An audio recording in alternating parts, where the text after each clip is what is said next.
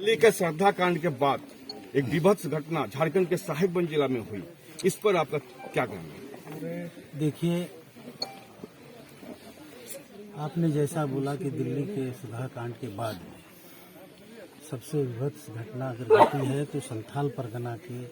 साहिबगंज जिला में घटी है। और इसके आगे मैं यह कहना चाहता हूँ कि संथाल परगना के अंदर जो यह अति लोमहर्षक घटना, अमानवीय पाशविकतापूर्ण घटना घटी है, वह कोई आम इंसान नहीं कर सकता। जैसा इस कांड में पूरे परिवार ने मिल करके मृतक रेबिका के साथ किया है, बोटी बोटी काट करके, टुकड़े टुकड़े काट करके, उसका खाल उखाड़ करके बोटी बोटी किया है, ताकि उसके मांस को फेंकते समय ये पता न चले कि वो इंसान का मांस है। निश्चित तौर पर एक सामान्य व्यक्ति या सामान्य इंसान जिसको हम लोग कहते हैं, ऐसा कृत्य कर नहीं सकता है, या इतना अमानवीय भी हो सकता है, असंवेदनशील भी हो सकता है। परिस्थिति को देख करके रूह कांप उठती है। और ये पूरे संथाल परगना क्षेत्र में एक बड़े रैकेट के तहत, षड्यंत्र के तहत, समुदाय विशेष के द्वारा यहाँ के दबे कुचले पहाड़ी, संताली, आदिवासी, जनजाति समुदाय की बेटी बहनों को बहलाकर फुसलाकर एक एक परिवार में, अभी हमें पता चला इस बातचीत के क्रम में, जब हम पीड़िता के गांव आए हुए हैं, कि पहाड़ी बच्चियों को पहला फुसलाकर, आदिवासी बच्चियों को पहला फुसलाकर इसी इलाके में लगभग 50, एक लड़के ने कहा कि 50 से अधिक लड़कियों के इन मुसलमान परिवारों ने रखा है। इसलिए हम लोगों का भारतीय जनता पार्टी अनुसूचित जनजाति मोर्चा ने इस घटना का जायजा लेने के लिए, जानकारी लेने के लिए एक कमेटी बनाई, और हमारे भारतीय जनता पार्टी झारखंड प्रदेश के अध्यक्ष के निर्देश पर 21 सदस्यीय पार्टी बनी, समूह बना, जिसमें सभी हम लोग जनजाति समुदाय के नेता हैं। हम यहाँ आए हुए हैं और जानकारी हासिल कर रहे हैं। और यह कोई साधारण घटना नहीं है, इसके अंदर बहुत गहरी जड़ें बहुत दूर तक गई हुई हैं। उसको हम लोग जांचने के लिए आए हैं, जानकारी लेने आए हैं और जानकारी प्राप्त की है। यह पूरा संथाल परगना इलाका, और संथाल परगना इलाका ही नहीं, पूरा झारखंड, और खास कर कहेंगे तो संथाल परगना, जिसकी माटी,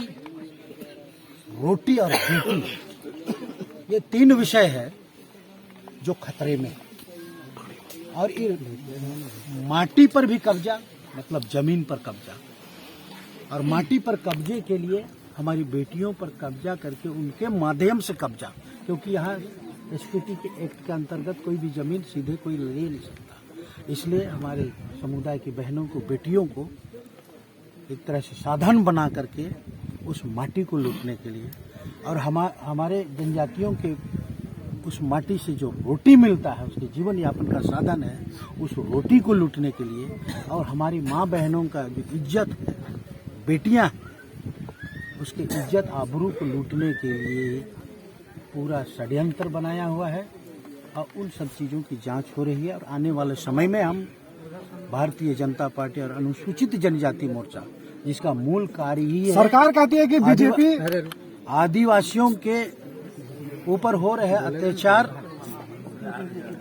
और शोषण के खिलाफ में जनता के साथ देना और समस्याओं का निवारण करना, यही काम, यही दायित्व भारतीय जनता पार्टी अनुसूचित जनजाति मोर्चा का है। सरकार से काम हम लोग कर रहे हैं। सरकार से हम यहाँ आने के बाद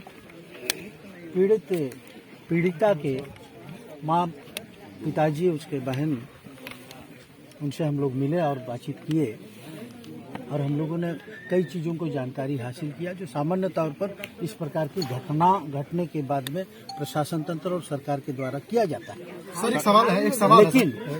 लेकिन यहाँ पर हमने पाया कि सरकारी तंत्र, प्रशासन तंत्र से जो पीड़िता या पीड़ित परिवार को जो सहायता होनी है, वह दूर दूर तक कहीं कुछ नहीं किया गया। दूसरी बात, हम लोगों की सीधी मांग है कि इस परिवार को, पीड़ित परिवार के माता पिता को, और उसकी एक छोटी सी बेटी भी है, ये आकर के पता चला, वो छोटी सी बेटी भी है, उस परिवार में से किसी एक व्यक्ति को सरकारी नौकरी दिया जाए और जिसके साथ ये घटना हुई है, जिस परिवार के साथ घटना हुई है, उसको 50 लाख रुपए की मुआवजा दी जाए। और जो हम लोगों को जानकारी मिली है प्रशासन तंत्र से भी, आप सबको भी पता है, आप सबसे के माध्यम से भी जानकारी मिली है कि जिन लोगों ने यह कांड किया, जिस मुस्लिम परिवार ने कांड किया, 10 लोगों को गिरफ्तार करके जेल भेजा गया, ऐसा हमने सुना है। इनकी फास्ट ट्रैक कोर्ट बना करके इसका सुनवाई हो और इनको फांसी से कम की सजा तो बिल्कुल ना हो। तीसरी बात, आदिवासी जनजाति क्षेत्रों में, जो आदिम जनजाति क्षेत्रों में, गांव में जो इस प्रकार के अवांछित तत्व अपनी षड्यंत्रपूर्ण साजिश लेकर के गांव में घुसते हैं, उसको उसमें कैसे रोक हो, इसके लिए सरकार और प्रशासन तंत्र उपाय करे। और जब तक ये सब नहीं होता है तब तक भारतीय जनता पार्टी अनुसूचित जनजाति मोर्चा सतत और लगातार सरकार पर इसको करने के लिए, दबाव देने के लिए बड़ा कार्यक्रम और दूरगामी कार्यक्रम तय करेगी और इस पीड़ित परिवार को न्याय दिलाएगी। सर एक सवाल है। अंतिम बात जो पता चला यहीं आने के बाद कि आदिम जनजाति के लिए कल्याण मंत्रालय के द्वारा आवासीय विद्यालय चल रहे हैं। उन आवासीय विद्यालयों में पढ़ने वाली हमारे आदिम जनजाति बच्चों के ऊपर इनका विशेष नजर रहता है और वहीं से वो उठा करके, फुसला करके, और इसमें हो सकता है कि उस विद्यालय के जो चलाने वाले हैं, सरकारी कर्मी है, इनकी भी मिली भगत हो, इसलिए उसकी जांच हो और इस पूरे संथाल परगना इलाके में कितने जनजाति बहनों को ये मुस्लिम समुदाय के द्वारा फुसला करके शादी या रखैल बनाया गया है, इसकी भी विस्तृत जांच हो। इसके लिए हम लोग सरकार को कहेंगे, लेकिन हम जो कर सकते हैं कि आदिम जनजाति या आदिवासी क्षेत्र का जो मुख्य संरक्षक राज्य में राज्यपाल होते हैं,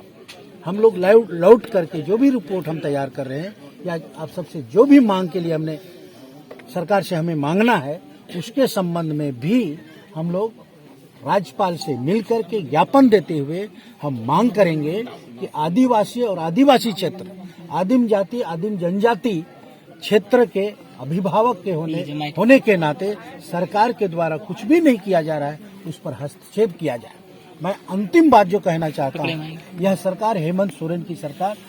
झारखंड मुक्ति मोर्चा, कांग्रेस की सरकार, जो आदिवासियों की हितैषी पार्टी होने का दावा करती है, लेकिन इन्होंने और इन्हीं के इलाके में, अभी बरहेट नजदीक में हमारे मुख्यमंत्री का विधानसभा क्षेत्र है, वह भी इसी क्षेत्र का प्रतिनिधित्व करते हैं, मुख्यमंत्री हैं, लेकिन जितने सारे विभत्स कांड हो रहे हैं वो इन्हीं इलाकों में हो रहे हैं। इससे ऐसा लगता है कि उनके द्वारा और प्रशासन के द्वारा, लगता क्या है कि आप सबको पता है, संरक्षण जरूर मिलती है, तभी इतने निर्भीक तरीके से आदिवासियों के ऊपर इस प्रकार का अत्याचार